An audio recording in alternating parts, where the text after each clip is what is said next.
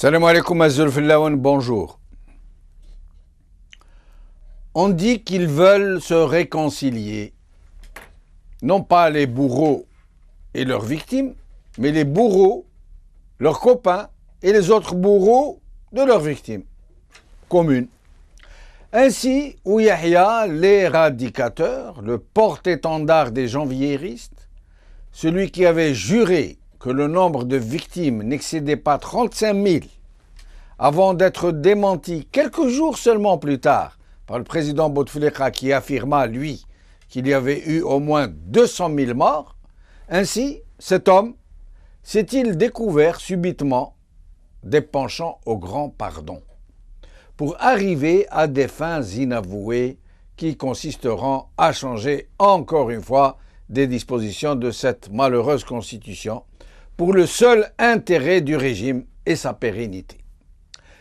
Yahya ne craint pas d'user du discours éculé de la réconciliation nationale et il appelle à sa réconciliation. Qui appelle-t-il à sa réconciliation? Medani Mzrag et Sahnouni. Et ils sont là, tous, à se congratuler, à se taper dans le dos, à se faire des bises à répétition et des salam alek à rallonge. Pendant ce temps, les vraies victimes, celles qui ont enduré la violence des uns et des autres, celles de ceux qui se réconcilient aujourd'hui sur leur dos, alors qu'ils ont toujours travaillé la main dans la main, ces bourreaux de l'un et de l'autre côté. Pendant ce temps donc, les vraies victimes sont oubliées. Et parmi elles, les familles de disparus de ces gens qui ont été enlevés un jour, une nuit, souvent de leur propre domicile, pour ne plus donner signe de vie. De cela, personne ne parle. Mais pour cela, ce sera donc notre sujet du jour. Avec nous, par téléphone, des parents de disparus. Madame Houssine, mère de disparus. Monsieur Ramadan, militant du FIS. Madame Wassila Ballatrache, membre du Rafd et sœur de disparus.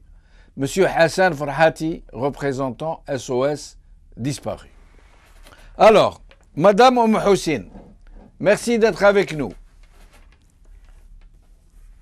Madame Houssine, êtes-vous avec nous? Alembik, madame, merci d'être avec nous. J'entends bien. Allô? Allô, nous on vous entend, madame. Hein? Ah oui? Oui. D'accord. Je vous en prie. Parce que il y a un peu de... Mais c'est pas normal, j'entends rien.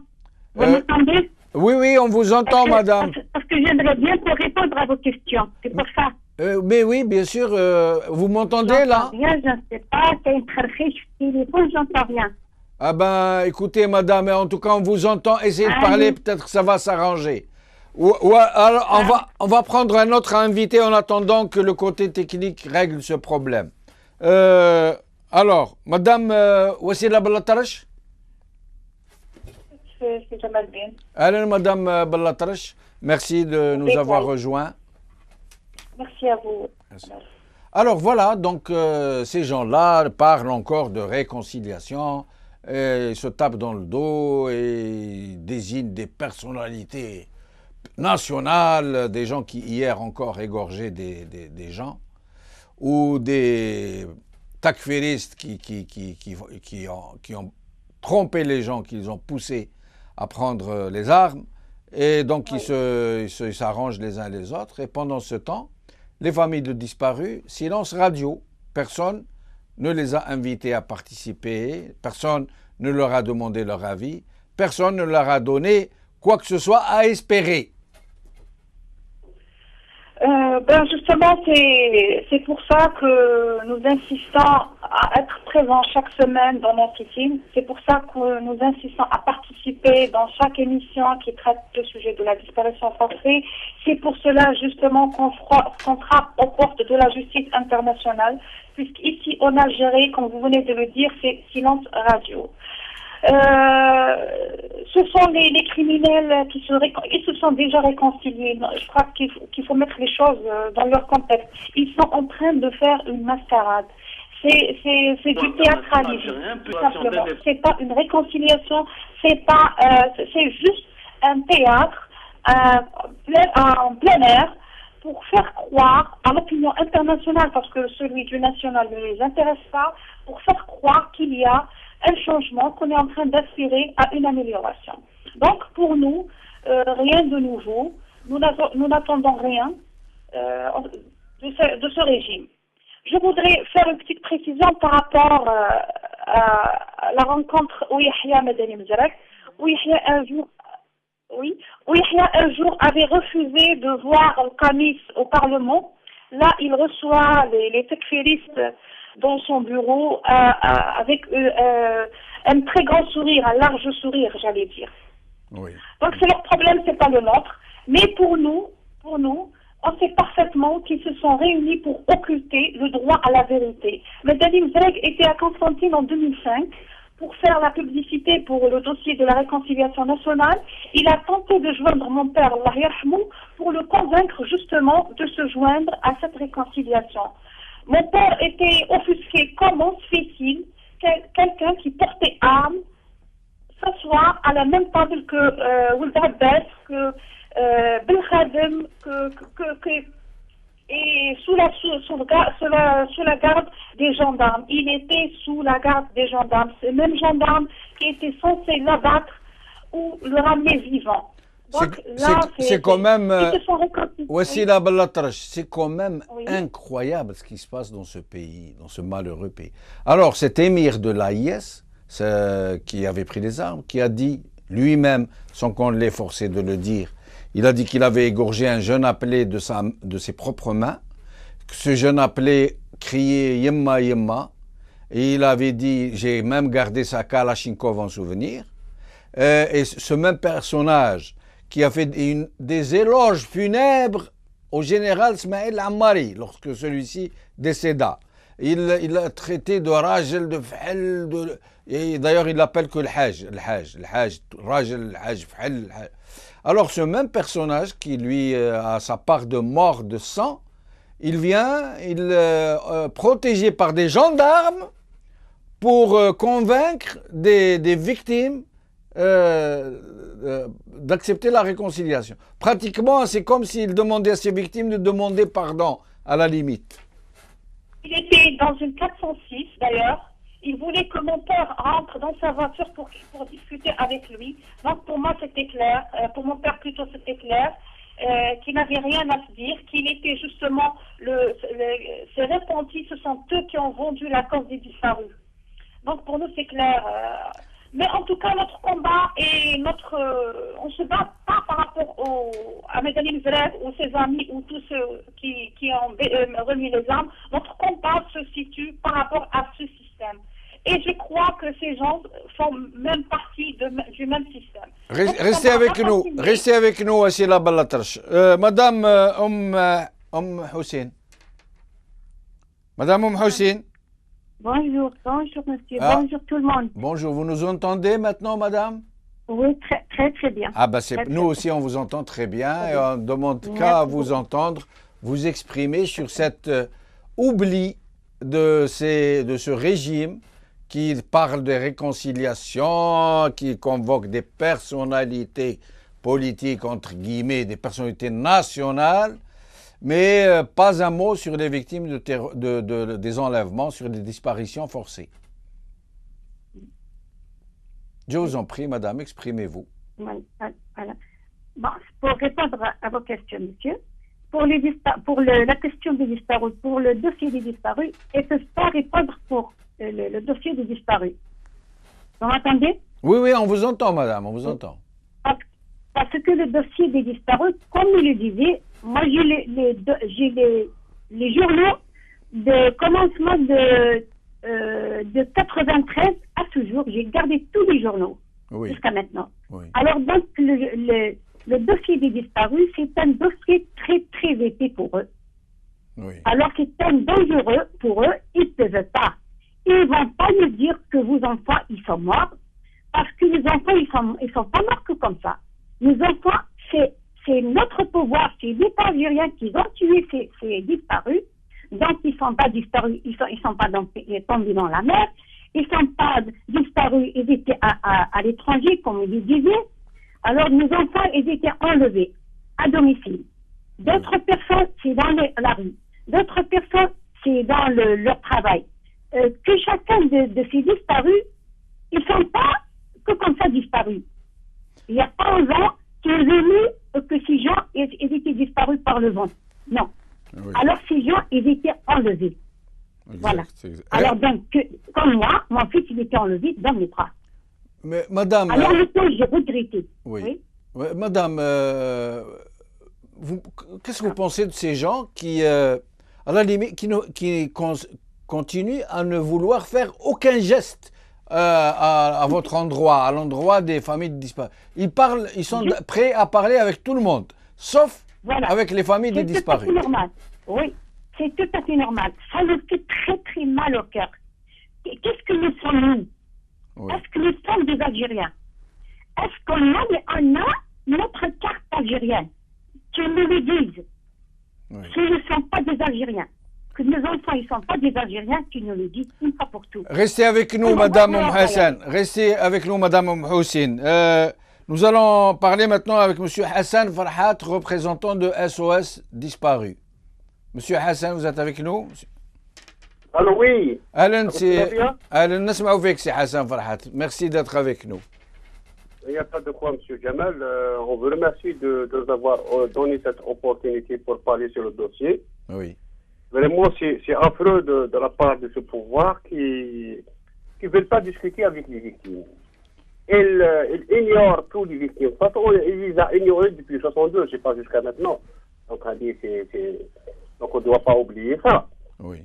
Oui. Donc, le pouvoir, qu'est-ce qu'il est en train de jouer? Le mot réconciliation. Maintenant, je leur pose la question. C'est quoi la réconciliation? D'abord, on doit parler sur le mot réconciliation. C'est quoi vraiment la réconciliation? Voilà la réconciliation. Mais maintenant, al-Musalaha. Déjà, al-Musalaha, c'est quoi? Al-Musalaha, on doit rester autour d'une table et discuter. Les bourreaux qu'ils ont pris nos enfants seront en face, nous en face, et on discute, on trouvera une solution. Et pas aller demander au peuple de voter à ma place, à la place de la victime. Exactement. C'est ça la réconciliation. أنا ما عنديش à niveau, mais نعرف باللي il faut qu'on reste sur une table. Mais Monsieur Hassan Farhati, moi, à mon avis, à mon humble avis, je ne suis pas spécialiste, à mon avis, pour que quelqu'un vous pardonne, vous arrivez, d'abord vous reconnaissez la faute que vous avez faite, vous dites oui, j'ai tué, j'ai volé, j'ai torturé, j'ai fait ceci, j'ai cela. D'abord la reconnaissance, ensuite, exprimer le regret, ensuite dire je l'ai fait, mais je le regrette beaucoup, je me suis trompé. Et enfin, une troisième attitude, c'est demander pardon. Gel, je l'ai fait, je le regrette et je vous demande pardon, madame. Je vous demande pas. C'est comme ça que ça s'est passé, par exemple, en Afrique du Sud. Non, on va revenir un peu en arrière sur l'histoire de la disparition forcée. Oui. Quand les familles se sont adressées au groupe de travail aux Nations Unies contre la disparition forcée. M. Debry, qu'est-ce qu'il disait? Il n'y a pas beaucoup, et maintenant, il déclare en 2006, il déclare qu'il y a 6146 enlevés par les services de sécurité. C'est lui qui l'a déclaré, il y a des articles, on a tout. Oui, alors, oui. Le paradoxe, le paradoxe, quand il fait sortir le rapport en 2007, il déclare, pour le phénomène, le chiffre, il déclare dans le rapport CAO qu'il a reçu 14 455 familles. Donc le chiffre, il est énorme. Oui. Et récemment, Azzi qu'on a rencontré, il ne savait pas où il y a le forum de liberté, où il déclare qu'il n'y a que 25 familles qui revendiquent la vérité. Et les autres gars, ils sont réconciliés. Mais je connais qui tu mènes un taille à Azzi, tu parles de problème des disparus. C'est ça, on doit le mettre sur le. Mais je crois, monsieur Vrahati, que ce personnage ne mérite même pas que vous en parliez. Quelqu'un qui vend sa conscience, qui vend la souffrance des autres, qui vend des fleuves de sang, des larmes et des tragédies qui ont concerné des dizaines de milliers de gens, quelqu'un qui vend tout ça pour de l'argent, pour du vil argent et de vil privilèges, il ne mérite pas que vous prononciez son nom dans cette émission. Restez avec nous, c'est Hassan Farhati. Nous allons passer maintenant à Madame Bouabdallah. Madame Bouabdallah. Madame Bouabdallah n'est plus avec nous. Nous allons prendre Monsieur Ramadan, militant du FIS à Tizi Ouzou. Monsieur Ramadan. Oui. Monsieur Ramadan, merci d'être avec nous. Bonsoir à M. Benchnouk. Bonsoir. Bonsoir, je vous remercie pour cette invitation. C'est moi, merci à vous. Alors, j'allais dire une chose que vous avez vous-même dite tout à l'heure. C'est incroyable ce qui arrive dans notre pays. Un pays comme l'Algérie indépendant. Un pays vraiment merveilleux. Et c'est malheureux ce qui nous arrive. C'est incroyable ce qui nous arrive. Alors, réconcilier qui avec qui? Réconcilier qui avec qui? C'est malheureux. C'est malheureux.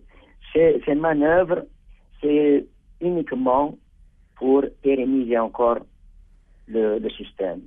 Ces manœuvres diaboliques, malveillantes, c'est pour uniquement se refaire une autre virginité. C'est-à-dire à l'endroit de l'opinion internationale. Mais je dirais une chose que les dés sont faits et le monde a compris ce qui s'est vraiment passé en Algérie. Il a compris tout ce qui s'est, c'est-à-dire toutes les atrocités et tout ce qui s'est fait en Algérie durant la décennie noire, si on peut appeler ainsi. Quand on disparu, moi je peux, c'est-à-dire en premier lieu, c'est-à-dire je peux les renommer si vous voulez ainsi. Enlevé puis disparu. Parce que si on dit un disparu, c'est qu'il est sorti de chez lui et puis il n'est pas revenu. Oui, mais quand on dit enlevé et disparu, ça explique qu'il a été enlevé tout d'abord de chez lui, devant ses parents, et puis on n'a plus dans c'est pour ça qu'on parle de disparition forcée. Disparition forcée. Ils l'ont enlevé, puis il est disparu. Oui. Alors, si ce pouvoir veut aller au fond du problème, parce que c'est un problème politique, c'est pas un problème d'amendement à la Constitution. Le peuple ne demande pas, le peuple n'a rien à voir avec une Constitution amendée. Il ne demande rien du tout. Il demande que la lumière soit faite. Il demande que la vérité soit faite sur tout ce qui s'est passé. Et que pensez-vous une réconciliation réussie, une réconciliation digne de ce nom, il faut qu'elle soit comme la réconciliation à l'instar de l'Afrique du Sud. C'est-à-dire ils ont reconnu qu'ils ont commis des atrocités, ils ont tué, ils ont fait tout, puis ils ont, si vous voulez, ils ont eu le remords de conscience, c'est-à-dire, et puis ils ont demandé pardon au peuple. Voilà. Et le peuple... Monsieur Ramadan, s'il vous plaît, pardon, Monsieur Ramadan. Que pensez-vous de cette proposition tout azimut de M. Yahya aux personnalités, entre guillemets, nationales, que sont Madani Mzarag et Sahnouni, et à côté, les vraies victimes il n'y a pas que les familles de disparus, il y a aussi des vraies victimes, des gens qui ont été torturés, des gens dont les enfants ont été exécutés, des gens qui ont passé des années dans des camps du Sud, dans des conditions atroces, des gens qui ont passé des années dans des prisons infâmes. À destination de ces gens, il n'y a rien, aucun geste. Qu'est-ce que vous en pensez? Je pense que c'est malheureux de le dire, c'est malheureux, parce que les intéressés, tous ceux qui ont subi la décennie noire, ils sont marginalisés, mis de côté, et on convoque, on invite des personnes, des acteurs qui, de loin ou de près, ils ont une responsabilité dans tout ce qui s'est passé et qui ne représentent qu'eux-mêmes. Et je dirais que s'ils veulent aller au fond du problème pour le régler définitivement, je l'ai déjà dit, alors ils n'ont qu'à inviter tous les antagonistes qui était à l'époque, et puis ils vont associer les associations qui représentent les disparus, des associations qui représentent les victimes du terrorisme, la tragédie noire, et c'est comme ça qu'ils vont régler le problème définitivement. Restez avec nous, M. Ramdan. Restez avec nous, M. Ramdani. M. Ramdan. Madame Bouabdallah. Madame Bouabdallah.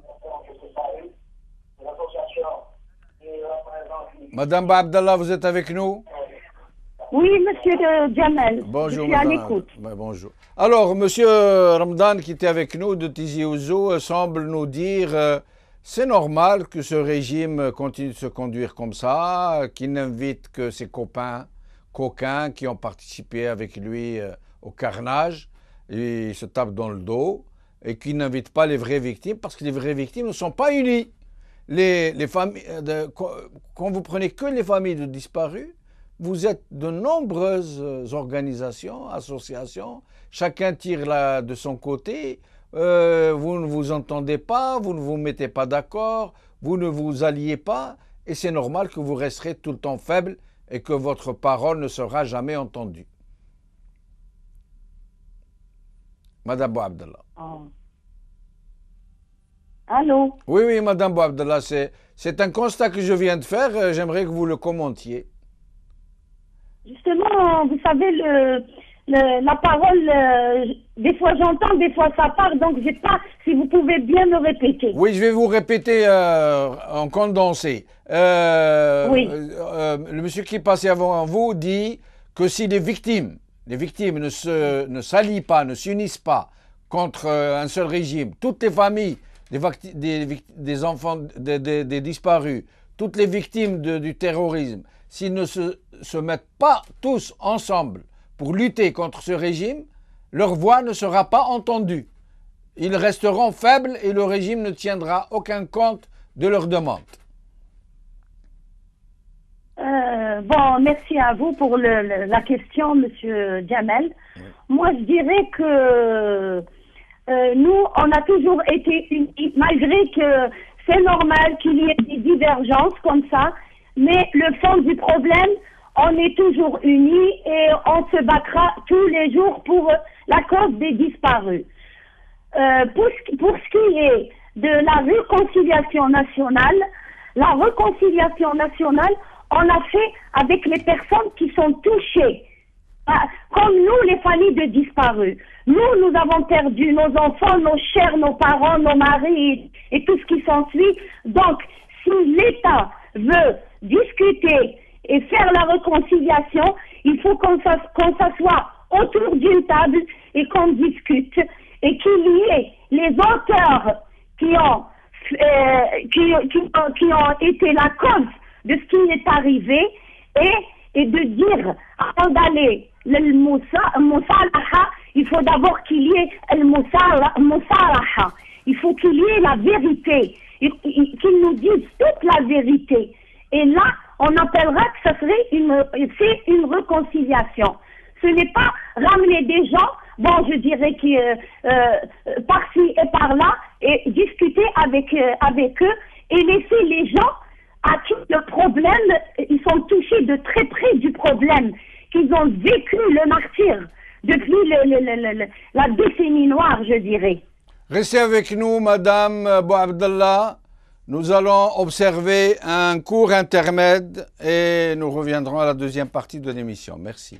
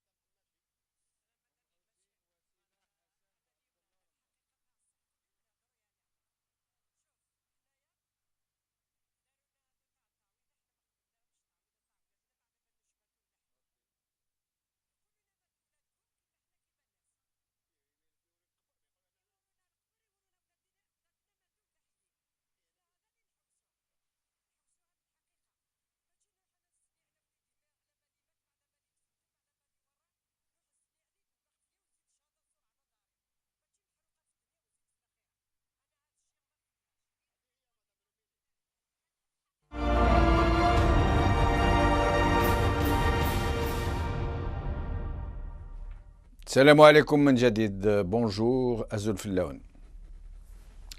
Madame Hussein.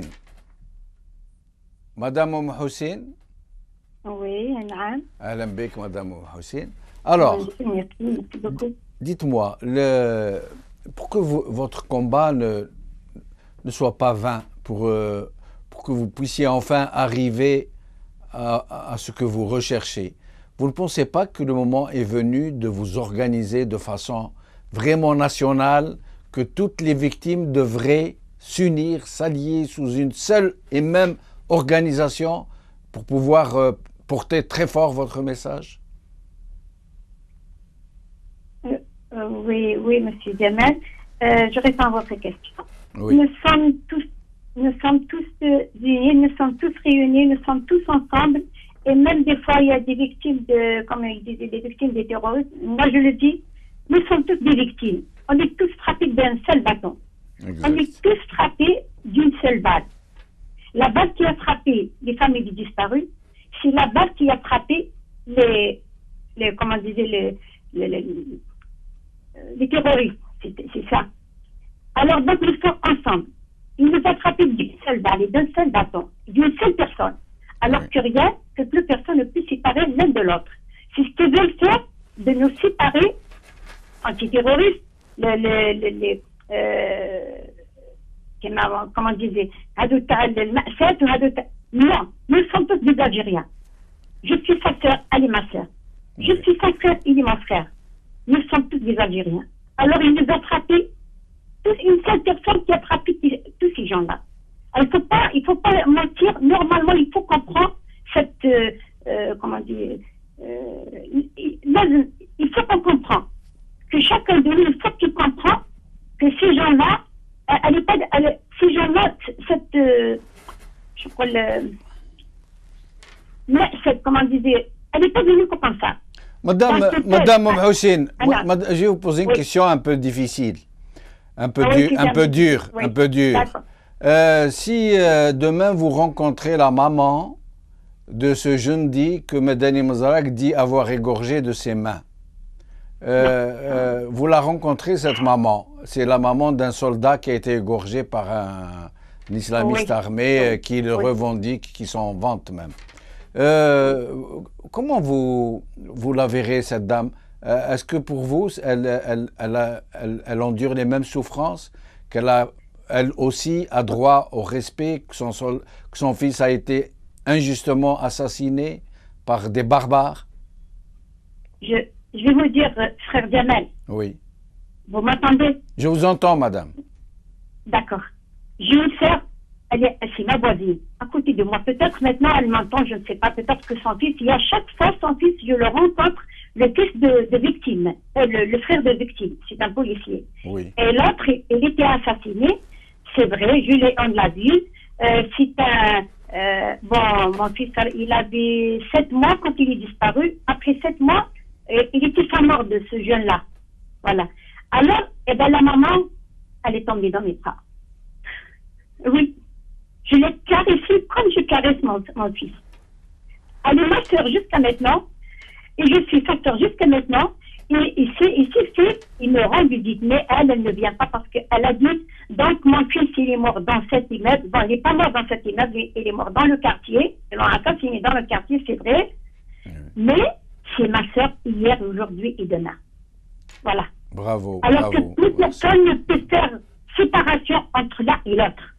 Ils se trompent, ces gens-là, ils se trompent, ils trompent beaucoup de gens.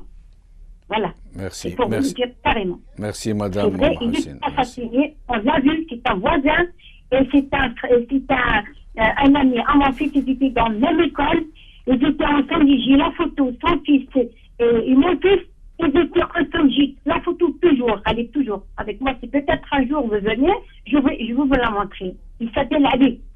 Voilà. Merci, madame Alors, Hussein. il y a mon fils. Merci, Alors- madame Hussein, merci.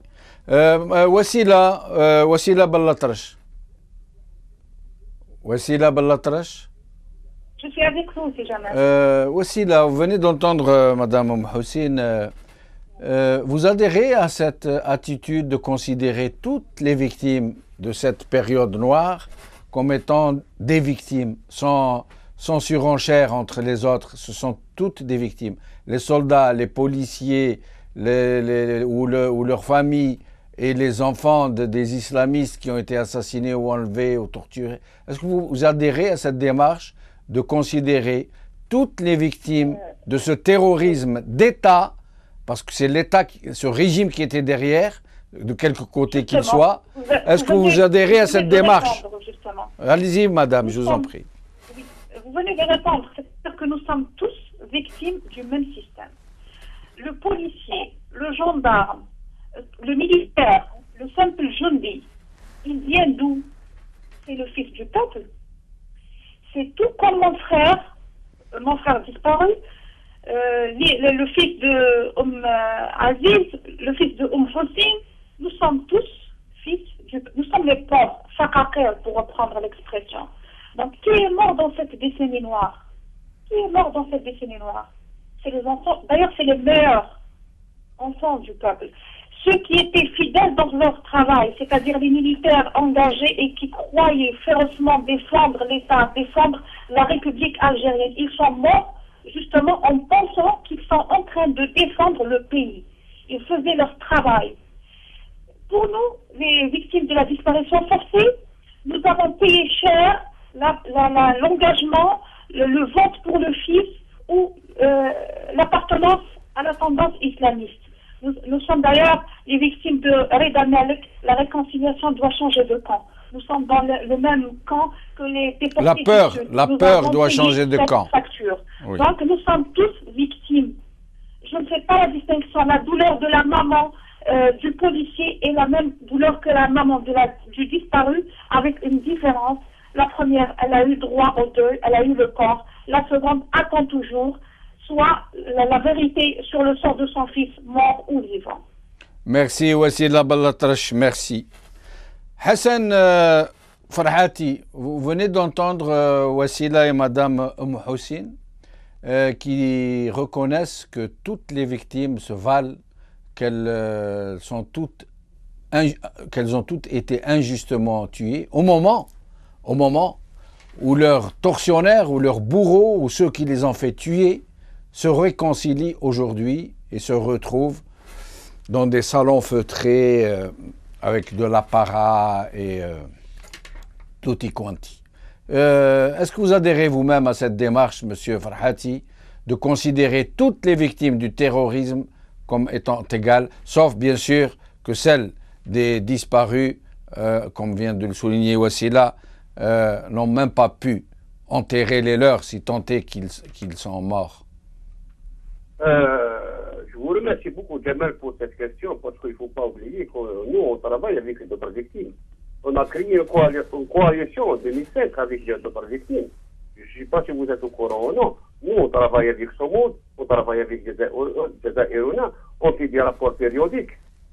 Mais il y a des gens qui continuent de voir assis avec Sherif Akhdar ou Ali Marabat, ils commencent à faire des pourquoi. Non, c'est des victimes.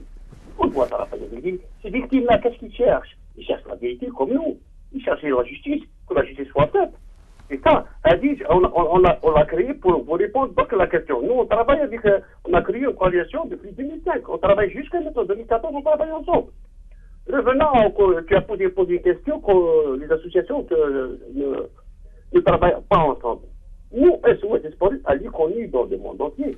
On a travaillé avec tout le monde. On travaille avec tout le monde. Je vais te dire une chose, Wallah, il n'y a aucune organisation du monde entier qui vient en Algérie ne vient pas à notre siège pour discuter avec des mamans. Récemment, il y avait une rencontre avec des mamans de Tunisie. Des mamans des disparus de Tunisie. On leur a fait une vidéo virtuelle et discuté par Skype sur la question de la disparition forcée. Donc, nous, on est sortis en dehors de l'Algérie. On veut que le monde entier sache que le malheur qui s'est abattu sur l'Algérie. Et vous ne pensez pas, Monsieur Farhati, mais maintenant ça fait trop longtemps que ça dure. Beaucoup de parents de ces disparus ont disparu eux-mêmes. ils sont fatigués, ils n'en peuvent plus. Et ce régime, il sait que le temps joue pour lui, et ses moyens et son argent. Est-ce que le moment n'est pas venu maintenant de déclencher une action d'envergure dans ce pays pour faire bouger les choses, pour aider ces gens, pour qu'ils aient des réponses? Est-ce que vous ne pensez pas que le moment est venu d'arrêter de faire des gesticulations et de faire vraiment bouger les choses en mobilisant toute la société? Non, je vais te répondre, Jamal, parce que tout le monde dit qu'il faut porter des plaintes au TPI. D'accord, on porte des plaintes. Je sais bien que la Syrie n'a pas ratifié le tribunal international. Donc ta plainte, elle est irrecevable. Et les plaintes, on a posé plusieurs plaintes au groupe de travail des Nations Unies contre la disparition forcée. Nous, SOS Disparus CFDA, on dépose des plaintes chaque fois. Chaque fois qu'il y a un dossier qui est solide, on le dépose dans le groupe de travail contre la disparition. Et l'Algérie, en plus de ça, il faut que ces gens-là sachent que l'Algérie n'a rien ratifié, n'a rien signé. Donc les plaintes elles restent saines. Donc c'est à nous, les victimes, de faire pression, soit sur les ONG internationales, soit avec le groupe de travail contre la disparition forcée, soit à l'ONU. Donc c'est ça le travail qu'on doit faire, nous, pour dire qu'on existe, on est là. On existe. J'ai une question. Je pense que les gens qui nous entendent veulent me répondre. Ce n'est pas les gens qui sont avec nous actuellement. Les gens qui... C'est quoi responsable n'est pas coupable? La déclaration qu'il a déclarée قسنطيني انا ما نجيبش نفهمها. انا شوف حولتها في جوجل، حولتها في جينيس، ما بقاش ريسبونسابل يعني با كوبابل. انا حبيت بركي انا شو واحد يفهمني في هذه ما فهمتهاش. Ne cherchez pas à comprendre si Hassan Farhati, parce qu'avec Qsentini vous comprendrez jamais. Madame Bouabdallah, Madame Bouabdallah, vous êtes avec nous?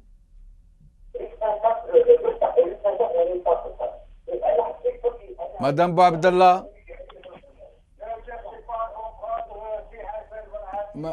Madame Bouabdallah, Madame Bouabdallah, s'il vous plaît, baissez le son de la télévision. Baissez le son de la télévision, s'il vous plaît. Oui, je vous écoute. Oui, voilà, alors, Madame Bouabdallah, je viens de poser, vous l'avez certainement entendu, des questions à vos sœurs, à votre frère, si elles ne considéraient pas toutes ces victimes comme des victimes, toutes des victimes de ce régime en fait, et si le temps n'était pas venu enfin de mener des actions d'envergure pour que ça cesse, parce que vous ne pouvez pas continuer ainsi après toutes ces années de souffrance. Je vous en prie, madame. Allô? Oui, madame, vous ne m'avez pas entendu? Je vous entends faiblement. Je voulais juste savoir si... Vous pouvez me répéter? Oui, je voulais juste avoir votre avis sur toutes les victimes du terrorisme, même les policiers, les soldats, les jeunes soldats qui ont été tués, ou les victimes de ces mêmes soldats et de ces mêmes policiers. Est-ce que finalement, ce ne sont pas toutes des victimes de ce régime qui nous a lâchés les uns contre les autres, qui a utilisé des fils du peuple contre des fils du peuple, alors que lui, il n'a pas déploré une seule gifle. Il n'y a pas un seul de ses enfants qui a déploré une gifle.